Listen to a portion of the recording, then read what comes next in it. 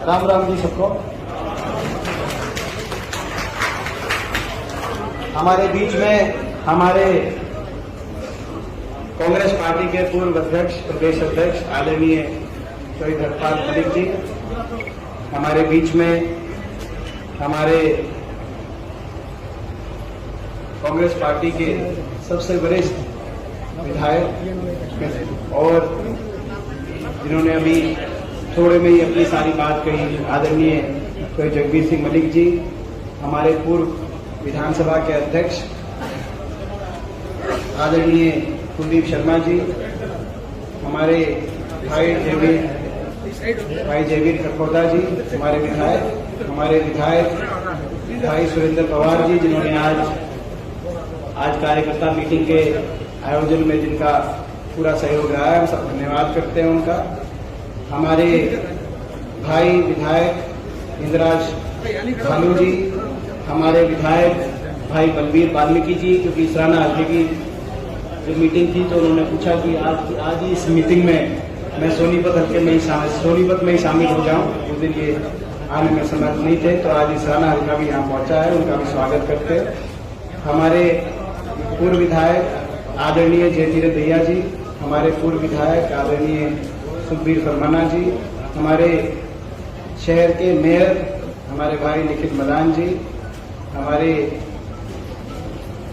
भाई डॉक्टर कपूर नरवाल जी, सुरेंद्र दहिया जी, सुरेंद्र शर्मा जी, जितेंद्र हुड्डा जी, सुरेंद्र छिकारा जी जो मंच का संचालन कर रहे थे, सतबीर जी, कर्नल रोहित जी, वीरेंद्र आतिल जी, महिला कांग्रेस की हमारी जो प्रधान है दोनों, हमारी जो यूथ कांग्रेस के हमारे सारे जो प्रधान भी हैं और जो जनरल सेक्रेटरी, क्योंकि बहुत लंबी सूची है और मैं सबका एक एक का नाम, सारे हमारे पार्षदगण यहाँ पे उपस्थित हैं, हमारे यूथ कांग्रेस के अभय दहिया जी, ललित पवार जी, हमारे अमनदीप भाई, महिला कांग्रेस की जो है हमारी नीलम बादान जी, जो अपना शहर और शहरी हमारी बहन आपसे आशीला आतिल जी, तो एक एक का नाम, क्योंकि सबके मैं लगभग मेरा ये मानना है कि स्टेज पे और आगे और आखिर तक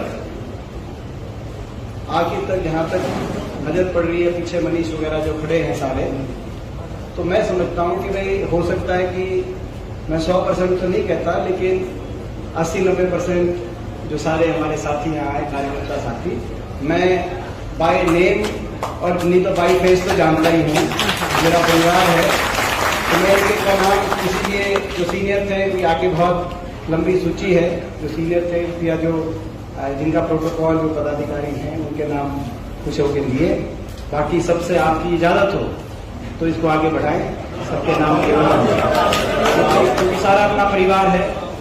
ये जो लिखित में आए वो नाम, लिखित वाले सारे नाम लेने जरूरी इसलिए थे कि भाई किसी का लिखित में दिया हो किसी ने और वो रह जाए तो कभी लिख के भी दिया था फिर भी नहीं लिया, तो सभी हमारे कांग्रेस पार्टी का परिवार, मैं आप सबका धन्यवाद करता हूं कि आज आप यहाँ पे इतनी बड़ी संख्या में यहाँ पहुंचे हैं और जिस भावना से आप यहाँ इस रैली के आयोजन में, आज हमने कार्यकर्ता मीटिंग करी थी, जिस भावना से सबने, जिसने मंच के माध्यम से लिखवाया है, किसी ने स्लिप, क्योंकि स्लिप भी बटी थी, बहुतों की स्लिप्स भी पहुंची हैं, जिसके पास स्लिप्स नहीं पहुंची वो अभी और भी स्लिप्स आप अपना लिख के देना भाई कितनी, और जिसने बताया उसने बताया, उससे मैं अंदाजा लगा सकता हूं कि 4 तारीख की जो रैली रहेगी रामलीला ग्राउंड में, वो रैली एक रिकॉर्ड तोड़ रैली होगी और सोनीपत से उसमें रिकॉर्ड तोड़ भागीदारी होगी। और ये जरूरी भी, जैसे कि अभी बताया, आज भाषण देने के लिए आपके बीच में नहीं खड़ा हुआ, मेरा आज स्वास्थ्य भी उतना सही नहीं है, मैं लंबा नहीं बोलूंगा, लेकिन 2-3 बातें मैं जरूर आपके बीच में कहना चाहता हूँ। ये जो रैली है इसके मायने हैं, जैसे कि अभी एक राजनीतिक बात तो धर्मपाल मलिक जी ने कही कि जो प्रदेश में बदलाव, कांग्रेस पार्टी के नेतृत्व में बदलाव हुआ, हम धन्यवाद भी करते हैं आज कांग्रेस के शीर्ष नेतृत्व का धन्यवाद करते हैं कि चौधरी भूपेंद्र सिंह हुड्डा जी के नेतृत्व में विश्वास व्यक्त करते हुए चौधरी उदय भान जी, जो एक बहुत संघर्षशील जमीनी जो एक नेता है उनको कांग्रेस पार्टी की कमान हरियाणा प्रदेश में दी।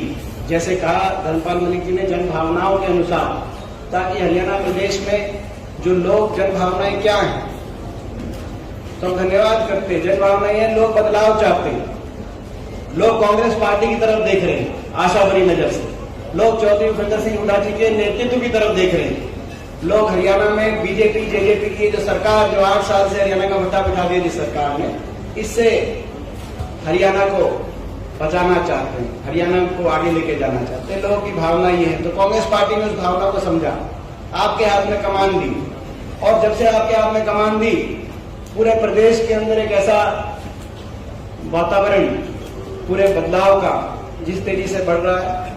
पिछले 1-1.5 महीने में लगभग 12 पूर्व विधायक और दर्जनों पदाधिकारी बीजेपी से, जेजेपी से कांग्रेस पार्टी में हरियाणा में शामिल हो गए। इस बात का अंदाजा लगाया जा सकता है पूरे प्रदेश के अंदर एक वातावरण आपके पक्ष में बन रहा है। तो उसमें पहली बड़ी मीटिंग, पहली बड़ी रैली 4 तारीख को रामलीला ग्राउंड में होगी। 2 मायने हैं इसके। एक तो मायना ये है कि ये जो आपके हाथ में कमान आई, उसके बाद पहली रैली, तो जिम्मेदारी आपकी सबसे ज्यादा है। एक मायने है प्रदेश की राजनीति। ये रैली, इस रैली में रिकॉर्ड तोड़ हाजिरी हरियाणा प्रदेश में बदलाव का सूचक साबित होगी। और दूसरे, इस रैली में, क्योंकि दिल्ली में रैली, हरियाणा में रैली नहीं, दिल्ली में जब रैली होती है तो देश में अपनी ताकत दिखाने का मौका कभी कभी मिलता है। आज देश में आप अपनी मजबूती और अपनी ताकत का एहसास तो राष्ट्रीय स्तर पर ये मौका है, मौका भी है और चुनौती भी है।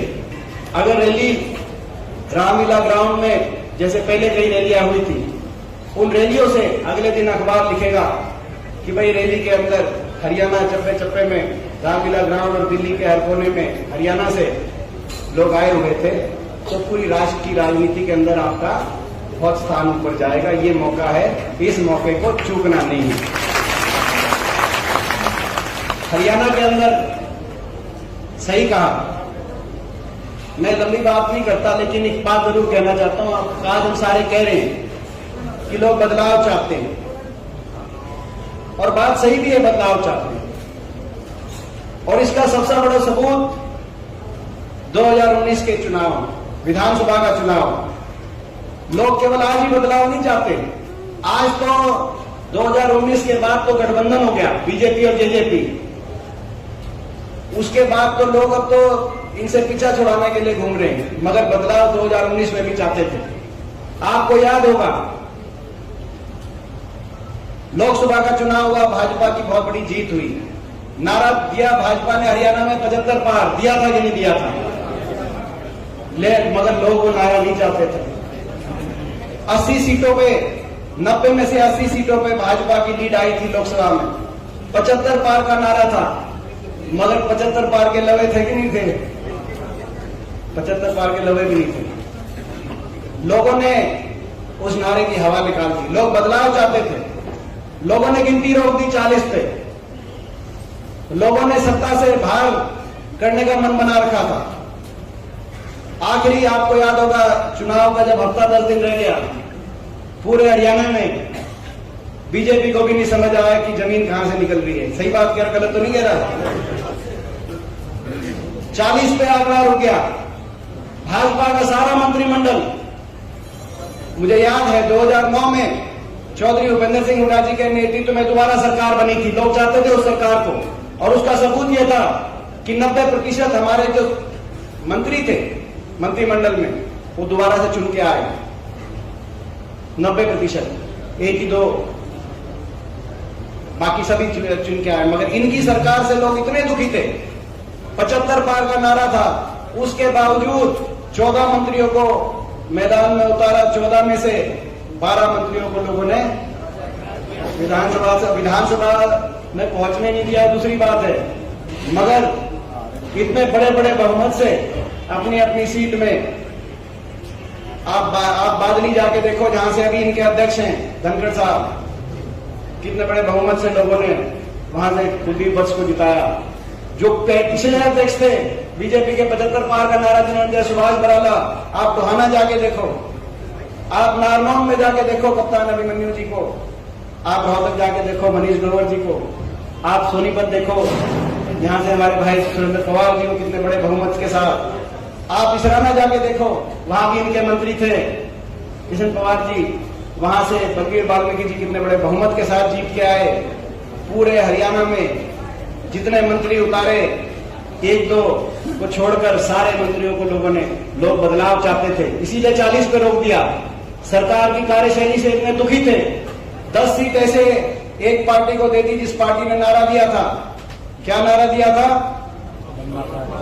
जमुना पार। लोगों ने तो बीजेपी की सरकार को कर दिया था जमुना पार हरियाणा से, लेकिन उस पार्टी ने जमुना पार से बीजेपी को पकड़ा, जमुना में डुबकी लगाई, मिला धुला कर दोबारा चंडीगढ़ में पहुंचा के सरकार बनाने का काम किया। उस पार्टी ने जमुना पार का नारा था, फर्जी नारा था। लोगों के साथ विश्वासघात। राजनीति में कुछ नैतिकता होनी चाहिए, कुछ लड़ाई राजनीतिक में लड़ी जाए, कुछ संघर्ष किया जाए, कुछ ईमानदारी होनी चाहिए। केवल अपने स्वार्थ की पूर्ति के लिए फैसले नहीं होने चाहिए। मगर उन्होंने फैसला लिया, विश्वासघात किया, लोगों के साथ बहुत बड़ा धोखा दिया। देश के इतिहास में ये धोखा लिखा जाएगा। और इस धोखे के बारे में हम क्या बताएं, उनकी पार्टी वाले बता रहे हैं। बाहर आके कह दिया, गृह मंत्री जी के घर, केंद्रीय गृह मंत्री जी के घर गए, बैठक के बाद बाहर आए, कहे 5,000 बुढ़ापा पेंशन पे फैसला हो गया। मैं पूछना चाहता हूं आपसे, वो 5,000 बुढ़ापा पेंशन का फैसला हरियाणा में लागू हुआ है या लागू नहीं हुआ? 3 साल से ज्यादा हो गए, 2,500 पेंशन है और 5 लाख पेंशन काट चुके हैं। 5,000 पेंशन काट दी और 5,000। हमने कहा था हमारे साथ, क्योंकि हमारे घोषणा पत्र में था कांग्रेस पार्टी के कि 1 नवंबर 2019 यानी कि 3 साल पहले हम पहले दिन से ही 5,000 बुढ़ापा पेंशन करेंगे। और जैसे पहली बार पिछली सरकारों का हमारा इतिहास रहा था 5 साल में, उसको लगभग दुगना करने का काम करेंगे। आप हमारे साथ आओ। लेकिन नहीं, समझौता 5,000 की बुढ़ापा पेंशन का नहीं था। मैं हरियाणा के नौजवान साथी को बताना चाहता हूं, 5,000 बुढ़ापा पेंशन का समझौता नहीं था, हरियाणा को लूटने का समझौता था, भ्रष्टाचार का समझौता था, भ्रष्टाचार की छूट का समझौता था, महकमे बांटने का समझौता था। कौन शराब के महकमे से लूटेगा, कौन माइनिंग के महकमे से लूटेगा, कौन रजिस्ट्री के महकमे से लूटेगा, बाकी पूरी लिस्ट मैं क्या बताऊं। हरियाणा की राजनीति में कौन खोपर है और कौन पूरा चीम रहा है, पूरी लिस्ट तो दादा गौतम बता देंगे आपको, बता देंगे। और अगर दादा गौतम जी से कोई बात एक आधी रह जाए तो देवेंद्र बबली जी बता देंगे कितनी भ्रष्टाचार चल रही है। टोहाना में, फतेहाबाद में कौन भ्रष्टाचार कर रहा है, देवेंद्र बबली बता देंगे। अगर फिर भी कोई कसर रह जाए, रोहतक में अमृत योजना में 300 करोड़ कौन बता रहा है, वो डॉक्टर अरविंद शर्मा बता देंगे, उनसे जाकर पूछ लेंगे। क्या हरियाणा को लूटने का समझौता था, भ्रष्टाचार का समझौता। हरियाणा के लोगों को छोड़ दिया, महामारी में छोड़ दिया, किसान आंदोलन में छोड़ दिया, लूटने में लगे रहे 3 साल। आज हरियाणा देश में बेरोजगारी में नंबर 1, आज हरियाणा देश में भ्रष्टाचार में नंबर 1, आज हरियाणा देश में किसान के ऊपर अत्याचार में नंबर 1, किसान आंदोलन में सबसे ज्यादा अगर अत्याचार हुआ तो हरियाणा के अंदर हुआ, सबसे ज्यादा लाठीचार्ज हुआ हरियाणा के अंदर हुआ। आज हरियाणा देश के अंदर विकास के मामले में जो कभी विकास दर में, जीएसडीपी ग्रोथ रेट में देश में हम नंबर 1 हुआ करते थे, निवेश दर में नंबर 1 हुआ करते, आज वो हरियाणा, आज रिपोर्ट आई है एनसीआरबी की, आज नशे में देश में, आज आपने रिपोर्ट जिसने देखी होगी, पत्रकार साथियों ने देखी होगी, नशे में आज पंजाब से ज्यादा हरियाणा का नंबर आया, 1 पे नंबर हरियाणा का आया। आप अंदाजा लगा सकते हैं कि हमारी नौजवान पीढ़ी को किस तरफ इस सरकार ने धकेल दिया। इसीलिए बदलाव हरियाणा में लाने के लिए लड़ाई लड़नी पड़ेगी। और विकास की जहां तक बात है, क्योंकि एक बात है कि मैं अपनी बात समाप्त करता हूं, जो भी यहां पे उद्घाटन हुआ था, आप अंदाजा लगा सकते हैं, नए काम तो दूर की बात है, विकास के नए काम, क्योंकि रुचि नहीं है इनकी, कोई नया काम कराया हो दूर की बात है। पुराने काम भी कितने झिझक के करते हैं। पुराने काम मतलब हमारे समय के मंजूरशुदा काम कितने झिझक के करते हैं। सरकार को इन कार्यशैली और इनकी रुचि कितनी है हरियाणा को आगे लेके जाने में अंदाजा लगाया जा सकता है। 2010 में मेट्रो दिल्ली से बाहर लाने का फैसला हुआ केंद्र सरकार का। 4 साल में मेट्रो गुड़गांव, फरीदाबाद, बहादुरगढ़, बल्लभगढ़ पहुंची। सोनीपत पहुंचने का आज 8 साल हो गए। एक खंभा भी मेट्रो का मंजूर नहीं करा। अंदाजा लगाया जा सकता है। रेल कोच फैक्ट्री कितने चाव से मैंने मंजूर कराई थी, कितना गर्व हुआ था मुझे और आपको भी हुआ होगा जब केंद्रीय रेल मंत्री पवन बंसल संसद में खड़े होकर उन्होंने कहा कि कपूरथला के बाद दूसरी देश की बड़ी रेल कोच फैक्ट्री गोहाना में स्थापित होगी। मुझे आज भी याद है वो दिन संसद में बैठा था और एक नौजवान के रूप में रोंगटे खड़े हो गए थे मेरे। मगर दुख की बात है, बनारस चली गई, वाराणसी चली गई, सरकार बदल गई। कितना गर्व हुआ था। दूसरा एयरपोर्ट एनसीआर का दूसरा एयरपोर्ट इंदिरा गांधी एयरपोर्ट के बाद महम के अंदर मंजूर किया गया था, लेकिन वो एयरपोर्ट नोएडा चला गया। एयरपोर्ट यहां आता जैसे गुड़गांव, पूरे एयरपोर्ट से हजारों लाखों बच्चों को रोजगार का अवसर मिला, निवेश हुआ, कितना आगे जाता पूरा इलाका, कितना दुख हुआ। लेकिन मैं कह रहा हूं झिझक के काम करते हैं। उदाहरण ये 334 बी नेशनल हाईवे जो मेरठ, सोनीपत, खरखौदा, सापला, झज्जर होते हुए लोहारू तक, कितने शौक से इस नेशनल हाईवे को मंजूर कराया था। और उसके बाद ये चिट्ठी लिख दी थी हमारे मुख्यमंत्री जी ने, जब सरकार बदली, हाईवे मंजूर हो गया, नोटिफाई हो गया, एक्विजिशन का काम शुरू हो गया। उसके बाद जब मुआवजा देने की बात आई तब सरकार बदल गई थी। खट्टर साहब ने चिट्ठी लिख दी गडकरी जी को कि इस राष्ट्रीय हाईवे की जरूरत ही नहीं है। हुड्डा साहब ये नेशनल हाईवे केवल पैसे की बर्बादी के लिए ये नेशनल हाईवे का प्रस्ताव लेके गए। इसी तरीके से आईएमटी का, मैं आईएमटी पे आना चाहता था क्योंकि उदाहरण बहुत है। ठीक कह रहे थे जयवीर जी, ये आईएमटी हरियाणा में, मुझे इस बात की, हमारी जब सरकार थी तो हरियाणा में 5 आईएमटी स्थापित, 5 बड़े औद्योगिक क्षेत्र करने की बात आई। एक खरखौदा में, एक रोहतक में, एक फरीदाबाद में, एक मेवात में, एक अम्बाला के अंदर जो उस समय बन नहीं पाई, लेकिन ये आईएमटी स्थापित की गई और मानेसर की आईएमटी को डबल किया गया। इन्होंने आते ही मना कर दिया, कहा कि कोई आईएमटी नहीं बनाएंगे, कोई औद्योगिक क्षेत्र नहीं बनाएंगे, जमीन एक्वायर ही नहीं करेंगे। और हमने कहा कि जमीन एक्वायर नहीं करेंगे तो उद्योग कहां लगेगा। जो पूरी पीढ़ी है वो बेरोजगारी की तरफ, उनका भविष्य बर्बाद हो जाए जब तक औद्योगिक नहीं होंगे लगेंगे। तब इन्होंने बहुत विरोध किया था, आपको याद होगा, चाहे एजुकेशन सिटी की बात थी, चाहे आईएमटी की बात थी, यही बीजेपी थी और यही उस समय लोकदल थी। कितना इन्होंने विरोध किया, लेकिन वो आईएमटी लगी। और 2013 में हुड्डा साहब की बात हुई थी, जो मारुति के जो सुजुकी है, जो उनके चेयरमैन, और तब ये कहा था कि ये रोहतक की और खरखौदा की, इन 2 आईएमटीज के अंदर आप मारुति लेके आओ। और तब उन्होंने सैद्धांतिक तौर से कहा था, उस पर हरी झंडी देते हुए कहा था मारुति आएगी। कितना झिझक के 8 साल हो गए। 8 साल के बाद लगातार मारुति कोशिश कर रही है कि आ जाए, मारुति आ जाए। लेकिन जैसे जयवीर जी ने बताया कि आईएमटी के अंदर अभी तक सीवरेज के और सड़कों का काम ही नहीं किया इन्होंने।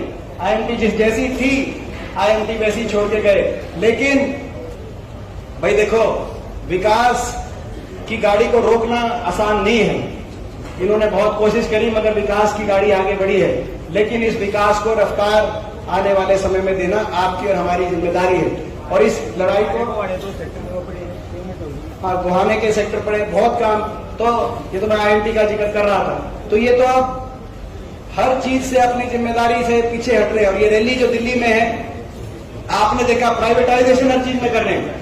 पहले 3 कृषि कानून लाकर खेती की प्राइवेटाइजेशन की कोशिश करी, आपने लड़ाई लड़ी। फिर अग्निपथ योजना लाकर फौज में कॉन्ट्रैक्ट बेसिस पे फौज को, और अब स्कूलों को बंद कर रहे हैं। चिराग योजना लाकर, रैशनलाइजेशन की पॉलिसी लाकर लगभग 4800 स्कूल इन्होंने अपने समय बंद करके कोई शिक्षक की भर्ती नहीं करे। तो ये सारी बातें हैं। तो इन बातों को लेके लड़ाई लड़ेंगे। 4 तारीख को आप सबको पहुंचना है। 4 तारीख से शुरुआत 4 तारीख अपनी आखिरी लड़ाई नहीं है, शुरुआत है, शुरुआत है। 1.5-2 साल का समय पूरे हरियाणा के अंदर। मैंने जैसे कहा कि 2019 में लोग बदलाव चाहते थे कि 3900 वोटों का फर्क था। अगर 3900 वोट 3900 आदमी और ये मान लेते ना कि 75 पार का कोई नारा नहीं है, तो सरकार पिछली बार भी आ गई थी। लेकिन इस बार मैं आपको विश्वास दिलाता हूं, मैं पूरे हरियाणा कोने कोने में जा रहा हूं। 3 दिन पहले मैं आदमपुर में था, आपको भी आदमपुर चलना है। उस चुनाव में भी राजनीतिक नैतिकता और राजनीतिक अनैतिकता के बीच में, उसमें भी न्याय अन्याय, सच झूठ, सही गलत, ईमानदारी और बेईमानी की लड़ाई वहां भी होगी। आपने देखा होगा राज्यसभा चुनाव भी आया था कि नहीं आया था, मैं आपसे पूछता हूं। आपने देखा होगा बहुत से लोग इकट्ठे हो गए, बहुत से लोग इकट्ठे हो गए, सारी शक्तियां इकट्ठी हो गई। बीजेपी, जेजेपी, अजय सिंह चौटाला, अभय सिंह चौटाला आपस में बात नहीं करते, लेकिन हुड्डा साहब का कैंडिडेट आ गया तो ढोल नगाड़े बजा के दोनों ने एक जगह वोट डाली कि नहीं डाली, मैं आपसे पूछना चाहता हूं। और भाई हमारे भी एक आधे देखा था, हमारा भी आदमपुर में इलेक्शन है, सारे इकट्ठे हुए कि नहीं हुए? इकट्ठे हुए, क्यों हुए? आपको रोकने के इकट्ठे हुए, क्योंकि आप ईमानदारी से लड़ाई लड़ रहे हो, इसीलिए इकट्ठे हुए। बीजेपी के पास कोई ऐसी मशीन नहीं बची जो आपकी ईमानदारी को झुका सके। मैं आपसे पूछना चाहता हूं, जब प्रदेश के सारे बेईमान इकट्ठे हो गए, तो भाई सारे ईमानदार भी इकट्ठे हो सकते हो कि नहीं हो सकते? मैं आपसे पूछना चाहता हूं। भूपेंद्र सिंह हुड्डा, भूपेंद्र सिंह हुड्डा। मैं कहना चाहता हूं, चुनौती के साथ जिसका इनके बेईमानी में साझा है वो उनके साथ रहे, लेकिन जो ईमानदारी के रास्ते पे प्रदेश के भविष्य को बचाने के लिए कोई कदम बढ़ाना चाहता है तो हमारे साथ आए। बेईमानों इकट्ठा होने दो, बेईमानों इकट्ठा होने दो, ईमानदारों आप भी इकट्ठा हो जाओ तो हरियाणा के भविष्य को बचाने के लिए। तो आज एक बार फिर मैं आप सबको, और सबने अपने लिखवाए हैं, मेरे से कह रहे थे कि जी आप बताओ आप बताओ। मैं जितने लिखवाए उससे पूरे संतुष्ट हैं। हम बैठ के बात कर रहे थे, चाहे धर्मपाल मलिक जी भी, कुलदीप शर्मा जी भी, हमने एक हमने आंकड़ा सबका देखा, हम पूर्णतः संतुष्ट हैं। मगर जितने बताए हैं उतने ही लेके आना। और एक और बात आई कि पता कैसे चलेगा? भाई कोई पगड़ी की बात कर रहा था, कोई कुछ बोले नियुक्त गया पाटा है, ग्राउंड में सारे अपने आदमी हैं। तो इसके 2 तरीके हैं भाई। एक तो टाइम से पहुंचना, क्योंकि आगे जो दिखता है और आप समझ गए ना। और टाइम पे अगर तुम नहीं पहुंचोगे तो और कौन पहुंचेगा भाई? तो टाइम पे पहुंचना, थोड़े कहीं को ज्यादा समझना। डी पे जो है ना जी, डी पे जो सा हल्का पहुंचा वो उसको गोल्ड मेडल मिलेगा भाई। और दूसरा, जब हुड्डा साहब बोले भाई देखो भाई पहले कभी परिस्थिति थी, पूरी कांग्रेस अपनी है, अभी कोई उसकी भाई। आप जब हुड्डा साहब बोले तो उस समय आप बता देना कहां से आए हो, सही बात है ना, पता चल जाएगा। तो रैली में ये दोनों चीजें महत्वपूर्ण है, समय से पहुंचना, और जब हुड्डा साहब बोले उस समय आप बता देना पूरे देश को कि आप कहां से आए हो और आपका